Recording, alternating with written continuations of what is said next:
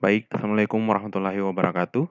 Jadi, pada pertemuan kali ini, kita akan melanjutkan materi pada mata kuliah Matematika Dasar, yaitu limit fungsi. Mata kuliah ini dibawakan oleh saya, Wirawan Satya Laksana, yang bekerja sama dengan Ibu Nurul Mohlisa Abdal. Oke, jadi yang pertama, itu nanti limit ada, jadi pada pertemuan kali ini, konsep limit yang akan kita bahas itu masih pengantar. Jadi, kita akan berkenalan dulu bagaimana sebenarnya konsep limit itu sendiri. Nah, selanjutnya,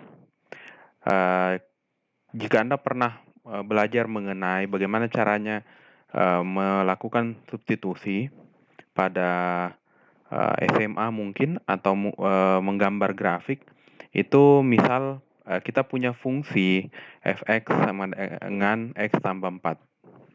Nah, kemudian contoh kita mensubstitusikan nilai X sama dengan 2 itu kan mudah ya. Jadi 2 ini akan menggantikan nilai X karena di sini X sama dengan 2, berarti 2 ditambah 4. Makanya di sini dapatnya nilainya 6. Nah, itu mungkin masih masalah yang sederhana, tapi ada satu hal menarik dari bagaimana cara mensubstitusi ini, yaitu pertanyaan, bagaimana kalau nilai X-nya itu bukan 2, tetapi nilai yang sangat mendekati 2, atau mendekati 2 sedekat-dekatnya. Jadi sedekat-dekatnya. Nah, ini adalah dasar dari konsep limit. Nah, contoh, bagaimana caranya kita memahami mengenai frasa sedekat-dekatnya pada kasus ini? Nah, tadi kan ada fungsinya itu adalah X tambah 2. X tambah 4 ya, X tambah 4. Jadi yang dekat sekali dengan 2 itu mulai dari, kalau kita ambil dari kiri, dia akan mulai dari 1,9, terus naik 1,99, 1,9999, 1,99999, dan seterusnya ya. Nah, ini kan tidak sama dengan 2. Nah, kalau dia mendekati dari kanan, berarti mulai dari 2, yang lebih dari 2 berarti ya, sampai dia akan menurun, mendekati 2. Nah, apa hasilnya? Hasilnya ternyata saat kita perhatikan, itu kalau dia dari kiri dia akan mendekati 6, kalau dia dari kanan dia juga akan mengecil mendekati 6. Nah, makanya di sini kalau kita punya pertanyaan apa yang terjadi dengan fungsi atau fx saat x ini mendekati 2, baik dari kiri maupun dari kanan, ternyata dia itu sama dengan 6. Nah, ini adalah awal mula dari bagaimana konsep limit itu dipikirkan di matematika. Jadi pada kondisi-kondisi tertentu, itu kita tidak berbicara tentang suatu nilai fix, misal 2, 3, tapi kita hanya melihat bagaimana jika nilai tersebut didekati sedekat-dekatnya. Nah, ini contohnya ya. Kayak tadi, berarti saat X ini mendekati dari kiri dengan 2, nilainya akan mendekati dari bawah ke 6 ya. 6 akan didekati dari bawah. Kemudian saat 2 ini didekati dari kanan, mulai dari 2,1, 2,01, 2,001, dan seterusnya, itu 6 akan didekati dari atas juga. Nah, ini seperti ini konsep limit sebenarnya. Jadi ada representasi grafis dari konsep-konsep limit yang tadi kita bahas. Oke. Nah, tadi itu mungkin masih pada kasus-kasus yang mudah dan biasa Anda kerjakan. Jadi ini mungkin kita coba pada kasus yang sedikit lebih menantang daripada kasus yang tadi, yaitu namanya fungsi rasional.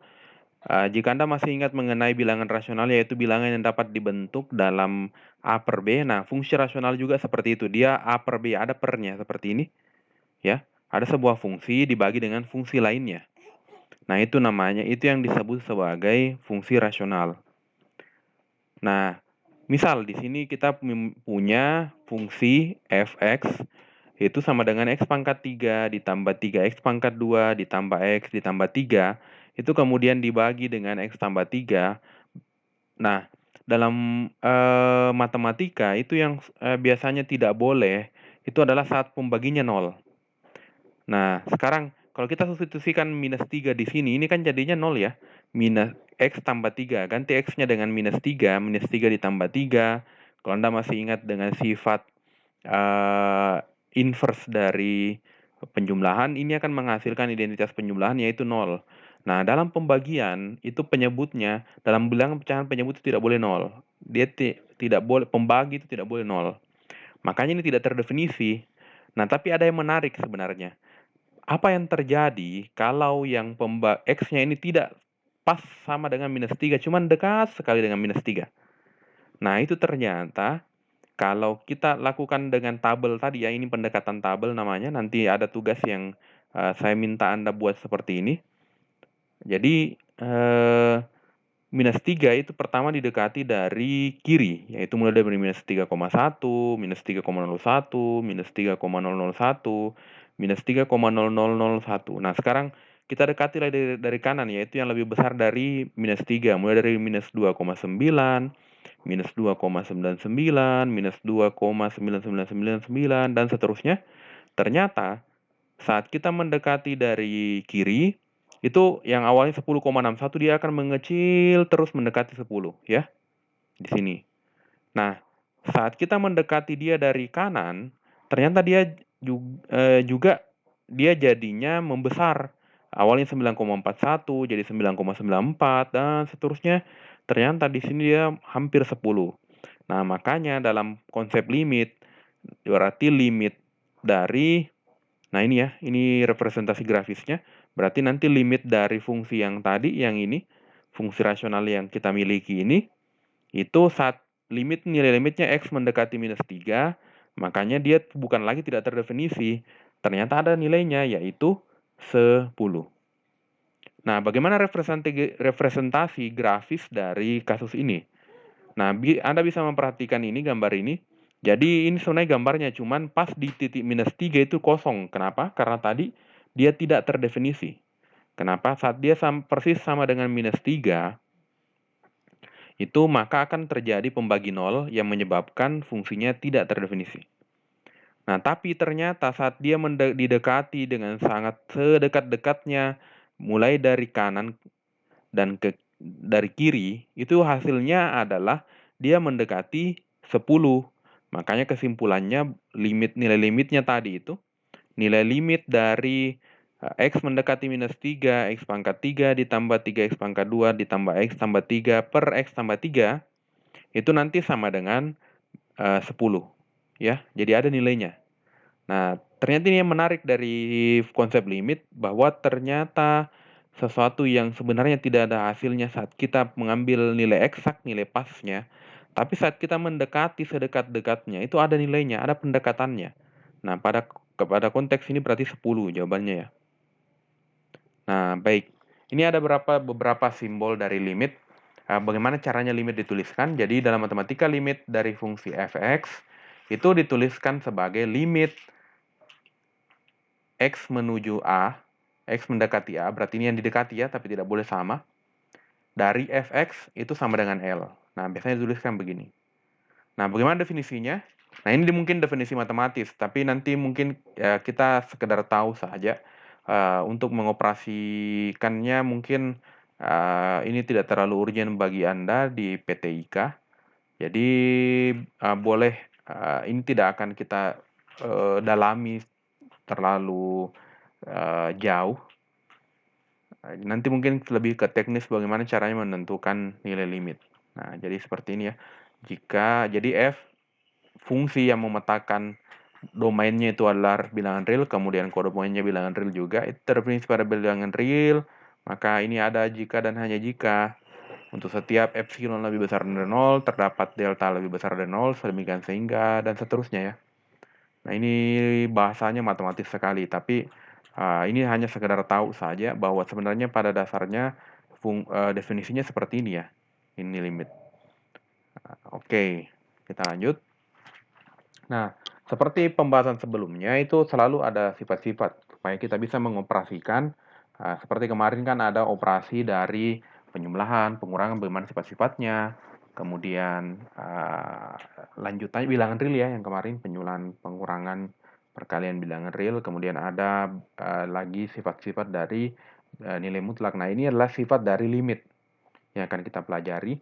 Yang pertama itu adalah sifat limit di mana saat X-nya menuju C, dan di sini cuma X, langsung saja C berarti jawabannya. Nah, contohnya, limit X menuju 4 dari X, yaitu, ya langsung 4 jawabannya, sama dengan ini. Nah, bagaimana kalau dia berbeda? Nah, di sini tulis X menuju C, K ini konstanta ya. Berarti nanti sama dengan konstantanya. Contoh, limit X menuju 4 dari minus 5. Nah, ini kan adalah konstanta, bukan variabel seperti yang di atas. Nah, ini konstanta berarti langsung tulis sama dengan minus 5. Nah, kemudian ada sifat ketiga, di sini ada dua sifat sebenarnya, plus minus. Jadi limit dari fx plus minus gx sama dengan, kalau kita, jadi limit dari dua buah fungsi yang dijumlahkan atau dikurangkan, itu sama dengan hasil penjumlahan atau pengurangan dari masing-masing limitnya. Jadi limitnya yang dipecah. Nah, contohnya, limit x menuju minus 2 dari x kuadrat dikurang 2x ditambah 1. Ini kan ada 3 ya, fx, gx, hx. Nah, berarti sama dengan limit x menuju minus 2 dari x pangkat 2 dikurang. Kenapa dikurang? Karena di sini memang tandanya dikurang ya. Dikurang dari limit x menuju minus 2 dari 2x. Kemudian ditambah yang terakhir ada konstanta, limit x menuju minus 2 dari 1. Nah, berarti begini, dengan menggunakan sifat yang ketiga ini kita dapatkan ini. Nah, sifat keempat perkalian. Nah, mirip dengan penjumlahan tadi, kalau perkalian ya seperti itu juga. Limit dari perkalian dua buah fungsi x, di mana tadi limitnya x ya, harus sama-sama x di sini, itu sama dengan limit dari masing-masing yang kemudian dikalikan. Nah, contoh, limit dari x menuju 1 dari 4x kuadrat ini kan 4 kali x pangkat 2. Nah, itu sama dengan limit x menuju 1 dari 4 dikalikan dengan limit x menuju 1 dari x pangkat 2. Nah, ini harus sama ya menujunya. Perhatikan yang lain itu semua sama. Nah, oke, kita lanjut ke sifat selanjutnya. Ada yang khusus untuk pembagian. Kalau tadi perkalian, ini pembagian. Jadi sama mirip dengan pembagian juga sebenarnya, perkalian juga sebenarnya ini pembagian. Jadi saat kita membagi antara fx dan gx itu nanti sama dengan nilai limitnya itu sama dengan saat kita cari limitnya fx kemudian dibagi dengan nilai limitnya dari gx. Nah, contoh ya, saya kasih contoh. Limit x menuju 1 dari x pangkat 2 per x tambah 1 sama dengan, nah berarti kita ambil limitnya yang di atas, limit x menuju 1 dari x pangkat 2 dibagi dengan, nah limitnya lagi yang di bawah. Limit x menuju 1 dari x tambah 1. Nah, ini sifat kelima. Nah, sifat keenam itu adalah sifat perkalian konstanta. Ini sama mirip dengan perkalian tadi yang di atas, cuman kalau perkalian itu berarti dia juga berfungsi pada berlaku pada polinom atau yang ada variabelnya ya. Kalau ini dia berlaku pada konstanta, A ini konstanta. Limit x menuju C dari A dikali fx itu sama dengan A dikali limit x menuju C dari fx. A-nya boleh keluar. Tapi ingat ini harus dalam bentuk konstanta ya, bilangan bulat biasanya. Bilangan bukan cuma bilangan bulat, boleh bilangan real. Oke. Nah, sekarang ada sifat ketujuh. Sifat ketujuh ini adalah sifat dari limit di mana saat fx-nya ini dipangkatkan sejumlah n, mau pangkat 2, pangkat 3, pangkat 4, pangkat 5, dan seterusnya, itu sama dengan saat kita ambil dulu limitnya dari fx, setelah itu dipangkatkan sesuai dengan pangkatnya. Nah, jadi ini tugas nomor 1 itu adalah coba cari contoh dari sifat ke-6 dan sifat ke-7 ini. Jadi sengaja saya tidak berikan contoh dari sifat ke-6 dan sifat ke-7. Itu untuk Anda coba cari contohnya ya. Kalau tadi 1 sampai 5 saya sudah kasih contohnya. Nah, ini tugasnya adalah mencari contoh ke-6 dan ke-7. Nah, yang ke-8 ini juga tidak ada contohnya, tapi ini mungkin lebih rumit, makanya ini tidak usah dijadikan tugas. Nah, ini namanya teorema Apit kalau yang ke-8.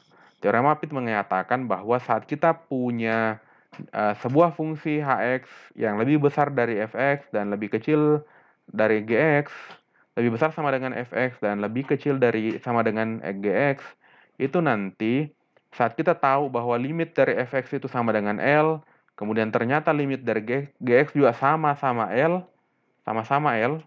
nah berarti nanti hasilnya limit hx itu sama dengan L juga. Nah, ini disebut sebagai teorema Apit. Nah, oke, baik. Jadi saya sudah sampai pada materinya. Dengan nanti tadi saya sudah kasih 2 tugas ya, tugas tapi sebenarnya itu tugas yang cukup mudah. Jadi saya tambahkan lagi 2 nomor. Ini yang pertama dengan menggunakan tabel manual. Jadi kalau Anda masih ingat tabel manual, ini yang saya maksud tabel manual ya. Jadi Anda coba mencari nilai limitnya dengan pendekatan seperti ini. Itu soalnya adalah limit x menuju minus 2 dari akar 5. Nah, berapa nilainya? Kemudian ini yang kedua masih dengan tabel manual. Nah, kemudian nanti nomor 2, Anda coba hitung nilai limit di bawah dengan menggunakan sifat-sifat yang tadi. Berarti nilai yang ini ya. Ini saya rasa cukup mudah, ini 3 nomor. Jadi total semua, kalau dihitung anak-anaknya itu mungkin ada 7 nomor total. Jadi nomor 1, nomor 2 itu tadi contoh dari sifat yang belum saya kasih. Kemudian sifat ke-6 dan sifat ke-7. Kemudian yang kedua itu yang menggunakan tabel manual. Yang ketiga menggunakan sifat limit. Oke, jadi saya rasa cukup untuk materi kali ini. Selamat belajar. Sampai jumpa di pertemuan selanjutnya. Assalamualaikum warahmatullahi wabarakatuh.